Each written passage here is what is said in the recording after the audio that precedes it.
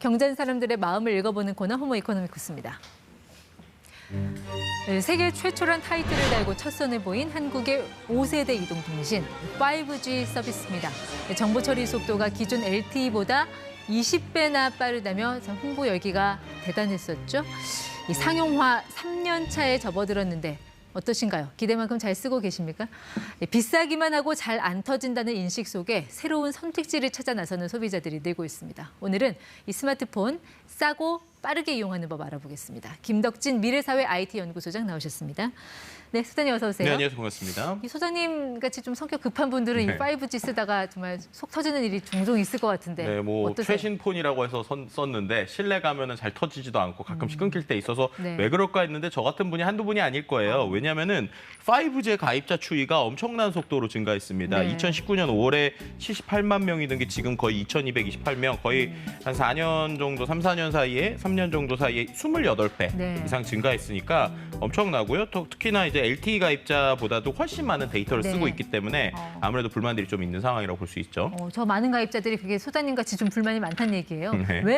왜 뭐가 문제입니까? 핵심은 이거죠. LTE보다 20배 빠르다고 했는데 정말로 20배 빠르게 몇 초 만에 영화 받으시는 분들 있나 하면은 거의 없단 말이에요. 그럼 그게 왜 그런가에 대한 좀 생각을 해봐야 됩니다. 일단은 5G 자체가 원래 주파수가 두 가지가 있는데 3.5기가랑 28GHz가 있거든요. 근데 28GHz가 훨씬 빨라요. 근데 지금 이거를 거의 못 쓰고 있고요. 네. 두 번째는 기지국 자체도 LTE보다 상당히 적습니다. 네. 전체적으로 기지국 숫자도 상당히 적고 특히나 그중에서 실내에서 가장 느린 것을 볼 수 있는데 보통 이제 우리가 무선국을 두 개로 나눕니다. 그래서 실외용 기지국하고 실내용 중계기가 있거든요. 네. 근데 5G 보시는 것처럼 실내용이 6%밖에 되지 않기 때문에 실내에 들어오면 5G가 LTE로만 바뀌는 이런 것도 많이 보셨을 거예요. 통신사들이 좀 투자를 많이 안 했나 봅니다. 네.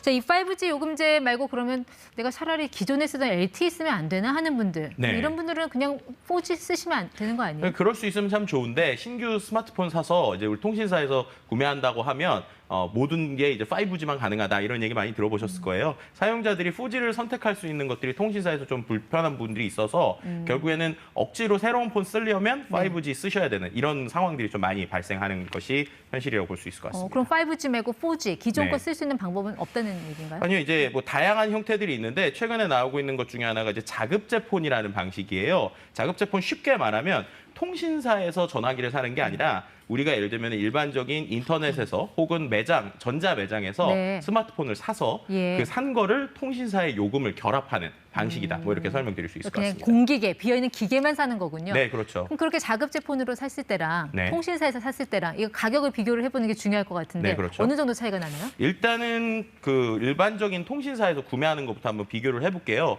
하나의 그 폰을 가져왔습니다. 아이폰 13을 기준으로 256기가일 때 일반적인 통신사에서 구매를 하게 되면 일단 출고가라고 하는 기계 값이 있죠. 107만 8천 원이고요. 네. 저걸 이제 기존에 내가 쓰던 폰에서 새 폰으로 기기 변경을 했을 때 5G 요금제만 무조건 쓸 수 있습니다. 그래서 예. 5G 요금제 6만 9천 원짜리 110기가짜리를 쓰게 되는데요. 저럴 때 이제 우리가 두 가지 중에 하나를 고르게 돼요. 네. 첫 번째로는 공시지원금과 추가 지원금을 받을 것이냐, 네. 그러니까 기계값에 대한 보조를 받을 것이냐, 아니면은 선택 약정 할인이라고 그래서 요금제 자체에 대한 할인을 네. 받을 것이냐라는 것인데요. 실제로 요금제는 한 25% 정도 할인이 되는 것을 볼 수 그러니까 있습니다. 공시지원금은 단말기 보조금 말씀하시는 거고 네네. 선택 약정 할인은 일정 기간 사용하는 걸 조건으로 네, 해서 2년 할인 약정을 받는 거. 하니까 네, 25% 할인을 해주는 그럼 거죠. 둘 중에 하나를 선택을 하자면 네. 어떤 걸 선택을 해야 저한테 유리한 일반적인 겁니까? 최근에 프리미엄 폰이나 비싼 폰들 같은 경우에는 거의 대부분 다 선택 약정이 유리합니다. 왜냐하면 최신 폰들은 할인을 많이 안 해주기 때문인데요. 네. 그래서 보시는 것처럼 한 8만 5천 원, 41만 4천 원 정도로 이렇게 좀 차이가 나고 저런 것들을 월로 계산을 해보게 되면 이제 저 왼쪽 방식으로 보면 한 달에 한 11만 2천 원 정도, 오른쪽 방식 선택 약정 할인을 하게 되면 9만 9천 원 정도의 요금을 기계값 포함해서 월 내고 있다라고 보시면 될 것 같습니다. 방금 이제 우리가 알아본 거는 통신사로 스마트폰 구매했을 때 이제 가격을 비교한 거고요. 그렇죠. 자, 이건 말고 이제 자급제 폰 아까 네. 말씀하신 대로 무슨 뭐 대형 마트나 네네. 온라인으로 사서 이제 공기계를 샀을 때는 요금이 어떻게 되는지. 네, 일단은 기계 자체를 먼저 이제 구매를 하게 되는데 기계 자체를 구매하는 건 조금 더 비싸요. 왜냐면 저거는 통신사나 여러 가지를 자기 마음대로 할 수 있기 때문이고요. 근데 거기에서 이제 요금제부터를 자기 마음껏 선택을 할 수 네. 있습니다. 저 같은 경우는 이제 4G LTE 기준이고요. 비슷한 아까 그 5G와 비슷한 요금제를 봤을 때 한 달에 48,000원 정도. 그런데 저것도 24개월 약정을 하게 되면 25% 할인을 해주기 때문에 네. 28만 원 정도 할인이 되고요.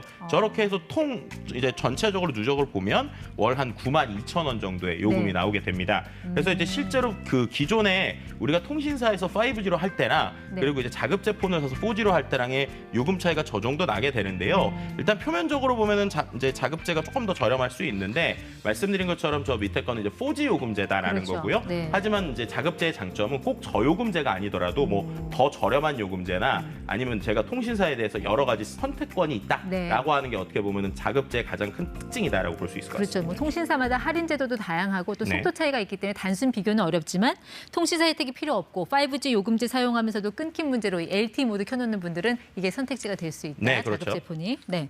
근데 최근에 왜 삼성 갤럭시 S22 네네. 거의 뭐 공짜폰 수준으로 나왔던데 이거는 어떻게 해서 이렇게 그러니까 보통 이제 아까 요금이 말씀드렸던 저 기계에 대한 지원금이 많이 나오는 형태인데요. 근데 거기서 좀 잘 생각하셔야 되는 게 그 지원금이 어떨 땐 좀 불법적인 것들도 있어요. 예를 들면 페이백으로 돈을 돌려준다거나 네. 이런 것들에 대해서는 좀 신뢰감을 잘 보셔야 되고요. 두 번째는 저런 걸 하게 되면 보통 고가의 요금제, 뭐 예를 네. 들면 뭐 10만 원 이상짜리 요금제라든지 부가 서비스를 최소 몇 개월 이상 뭐 등록해야 된다 이런 네. 제한을 하게 되는데요. 그런 것들을 다 합쳤을 때 정말로 저렴한지를 꼼꼼하게 계산을 해보시는 게 좋을 것 결국 같습니다. 이제 요금제 선택이 중요하다는 말씀이신데 네. 통신비 조금이라도 절약하기 위해서 좀 알뜰하게 활용할 수 있는 그런 요금제 어떤 걸 좀 추천을 해주실까요? 네, 그 기존 통신사 외에 우리가 소위 알뜰폰이라고 불리는 것들이 있습니다. 이게 정확하게 표현하면 이제 가상 이동 통신망 사업자라는 건데요. 그러니까 우리가 알고 있는 통신 3사 외에 네. 이런 통신을 하는 다른 서비스들이 있는 거예요. 기존의 망을 빌려서 하게 되는 서비스다라고 보시면 될 것 같고요.